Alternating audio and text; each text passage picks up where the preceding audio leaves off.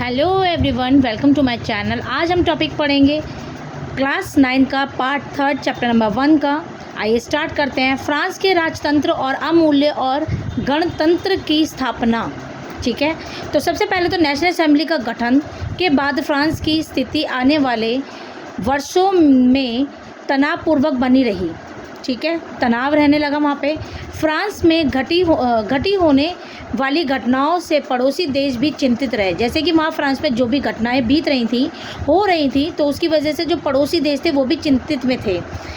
इस कारण 1789 ईस्वी को गर्मियों के पश्चात होने वाली ऐसी घटनाओं को नियंत्रित करने के लिए शासकों ने सेना भेजने की योजना की। तो ये जो थे, मतलब जो इनके शासककार थे, उन्होंने अपनी सेनाओं को भेजा योजना बनाने के लिए। उसके बाद है सभी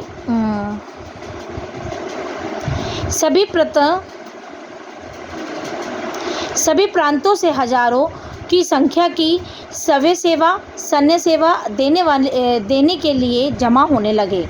उनका मानना था कि यह युद्ध यूरोपीय राज्यों और कुलीन के खिलाफ जनता की जंग है।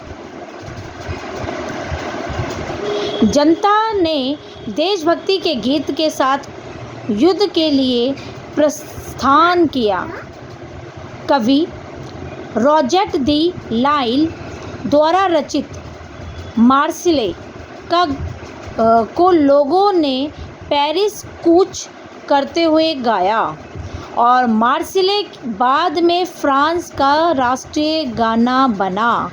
तो इससे पता लगता है कि कैसे लोगों ने, मतलब वहाँ पे वो गए और उसके बाद युद्ध लड़ा, और जो लोग युद्ध में जा रहे थे, आर्मी के लोग पेरिस जा रहे थे, उन्होंने मार्सिले वो गाना गाया। जो मार्सिले गीत लिखा था रॉजेट दी लाइल ने, और मार्सिले के बाद में फ्रांस का राष्ट्रीय गाना बना। और जो ये मार्सिले जो गाना था वो फ्रांस का राष्ट्रीय गाना बना। आइए अब इसके बाद करते हैं आगे। उसके बाद है जैकोबिन क्लब। जैकोबिन क्लब था क्या? जैकोबिन क्लब के सदस्यों को जैकोबिन कहते थे। जैकोबिन क्लब के सदस्य समाज के कम समृद्ध हिस्से में आते हैं, जैसे कि दुकानदार, कारीगर, जूते बनाने वाला, छपाई करने वाला, घरेलू नौकर, दिहाड़ी मजदूर सम्मिलित थे। तो ये जो सारे लोग थे, ये जैकोबिन क्लब के मेंबर थे। ठीक है, मैक्सिमिलियन रॉबेस्पियर जैको क्लब का नेता था। ये नेता क्या नाम है? जैकोबिन के एक बड़े वर्ग ने गादी बंदरगाह कामगारों की तरह धारीदार लंबाई पतलून पहनने का फैसला किया। तो यहाँ के जो मेंबर थे ना, वो लंबी पतलून पहनकर अपने आप को आइडेंटिफाई करना चाहते थे कि हम अलग हैं, कि हम जैकोबिन क्लब के मेंबर हैं। उसके बाद क्या है, इसको और जैकोबिन को सो कुलोट के नाम से भी जाना गया। और 1792 ईस्वी में गर्मियों के जैकोबिनों ने खाद्य पदार्थ की महंगाई और अभाव से नाराज पेरिस वासियों को लेकर एक विशाल हिंसक विरोध की योजना तैयार की। ठीक है, इन लोगों ने महंगाई के कारण एक योजना बनाई। ठीक है, और 10 अगस्त को जैकोबिन द्वारा टूलेरिये के महल पर हमला किया। कहाँ पे हमला किया? टूलेरिये के महल पर।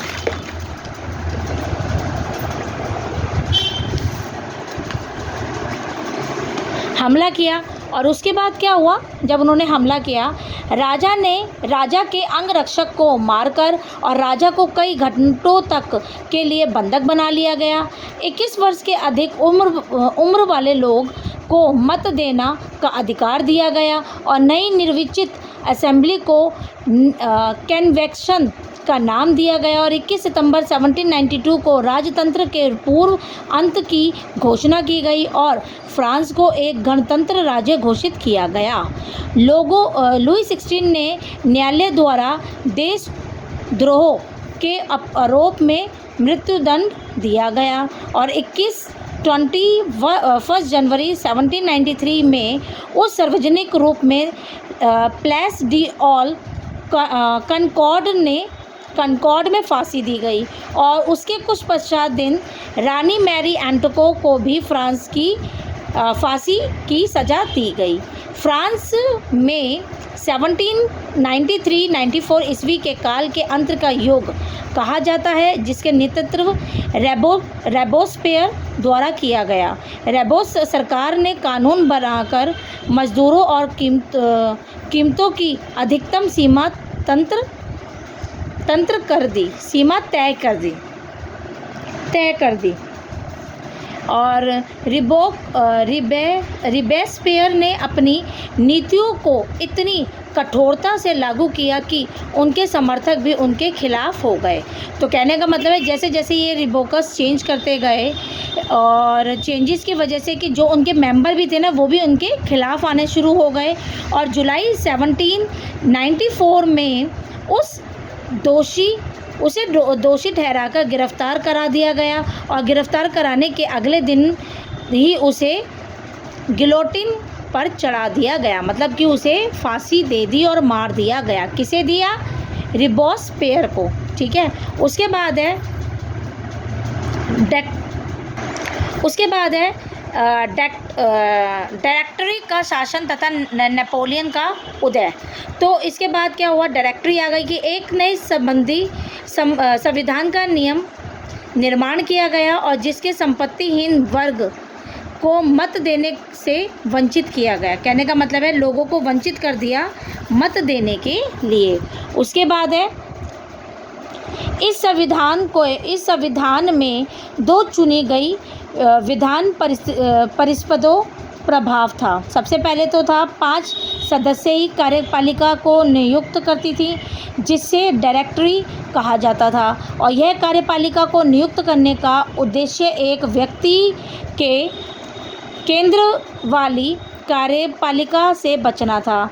परंतु डायरेक्टरी का विवाद विधान परिस्थितियों से होता रहता था। सन 1799 में डायरेक्टरी को भंग कर दिया गया और इस राजनीति अस्थिति के कारण 1804 ईस्वी में सैन्य शासक के रूप में नेपोलियन बोनापार्ट के उदय का मार्ग प्रशांत हुआ।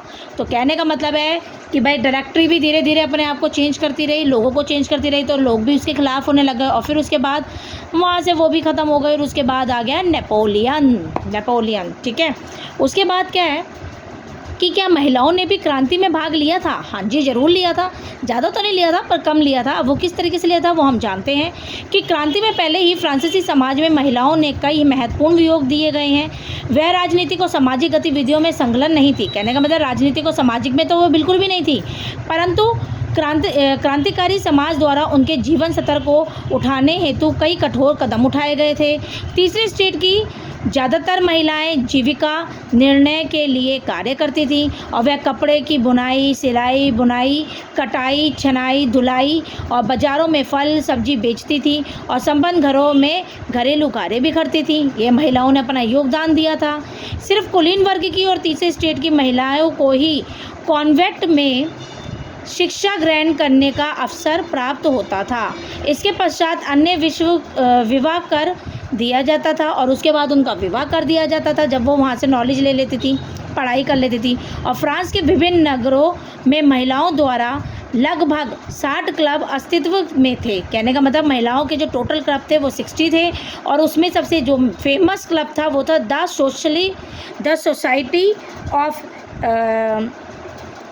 Society of revolutionary and Republic women club सबसे प्रसिद्ध क्लब था। तो ये उसके क्लब का नाम है। उसके बाद दास प्रथा का क्या अमूल्य था कि फ्रांस उपनिवेशों ने दास प्रथा का अमूल्य जैकोबिन शासन के क्रांतिकारी समाज सुधारों में से एक ही था। ये जैकोबिन जो थे, जो पतलून पहनते थे, उसी के मेंबर का वो सदस्य था। और फ्रांसीसी उपनिवेशों में कैरेबियन जैसे मार्टिनिक गॉडलैम्प और सैन डोमिंगो आदि महत्वपूर्ण थे। ये लोग थे और जिसमें ये क्या काम करते थे, तंबाकू, नील, चीनी और कॉफ़ी के महत्वपूर्ण आपूर्ति करता थे। और फ्रांसीसियों को यह श्रमिकों की आवश्यकता थी। वहीं यूरोप द्वारा दूर देश में जाकर काम ना करने की इच्छा ने दासों का व्यापार शुरू किया। मतलब जो लोग दूर जाते थे उनकी वजह से, मतलब उनकी सोच को, उनकी इस सोच को कि वो पास रहें, इसीलिए ये काम शुरू किए गए पास में। जैसे और वो कहाँ हुए, जो यूरोप, अफ्रीका और अमेरिका के मध्य शुरू हुआ। इन लोगों ने, स्टेट्स ने, राज्यों ने ये शुरू किया। और 17वीं शताब्दी में 17वीं शताब्दी में इसे ही त्रिकोण दास व्यापार के नाम से जाना जाता है। तो जब 17वीं सेंचुरी आई तो त्रिकोण दास व्यापार के नाम से इसे जाना जाता है, दास प्रथा को। उसके बाद है क्रांति और रोजना की जिंदगी।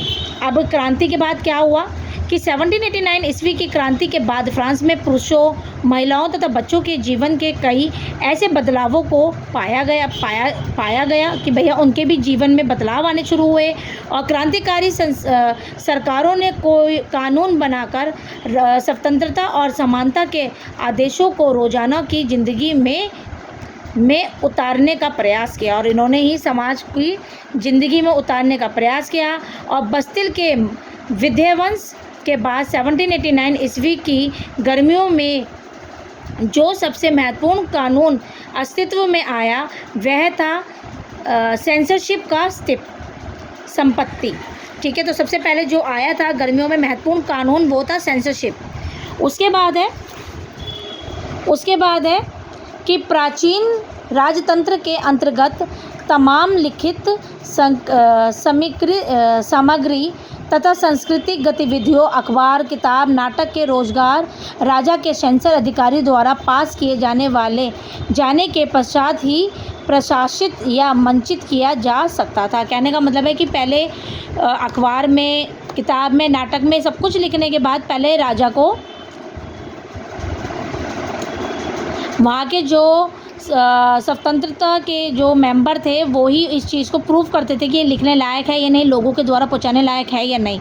और हर घटना को बताया जाता था। उसमें फ्रांस में घट रही घटनाओं एवं बदलावों का ब्यूरो और उन पर टिप्पणी होती थी। और सबसे पहले उन पर आर्ग्यूमेंट्स होते थे कि भाई ये चीज़ सही है लिखना या गलत है, लोग भड़केंगे तो कहीं हमारी तरफ से कोई गलत इन्फॉर्मेशन तो नहीं जा रही। इस चीज़ों को बहुत ज़्यादा ध्यान से देखा जाता था। और संगीत, नाटक और उत्सवों का आयोजन किया जाता था। और उसमें क्या था, संगीत के द्वारा, नाटक के द्वारा, उत्सवों के द्वारा लोगों को बताया जाता था उन चीज़ों के बारे में। ये फ्रांस एंड रेवोल्यूशन का चैप्टर नंबर 1 है, क्लास 9th का। अगर आपको मेरी वीडियो अच्छी लगी हो तो प्लीज़ लाइक, शेयर, सब्सक्राइब करना ना भूलें और बेल आइकन को ज़रूर प्रेस करें। और मुझे कमेंट में बताएं कि आपको ये वीडियो कैसी लगी। चैप्टर नंबर 1 हिस्ट्री का, class 9 NCERT base, CBSE base and UP board, Uttarakhand, जितने भी हैं ये बोर्ड जहाँ पे NCERT अवेलेबल है उससे रिलेटेड ये मेरा चैप्टर के नोट्स हैं हिंदी मीडियम में। अगर आपको अच्छे लगे हों तो प्लीज़ लाइक, शेयर, सब्सक्राइब करना ना भूलें और बेल आइकन को ज़रूर प्रेस करें और ज़्यादा से ज़्यादा शेयर करें जिससे लोगों को ये वीडियो मिले कि हिंदी मीडियम में भी यूट्यूब पे अवेलेबल है related to notes. Thank you for watching.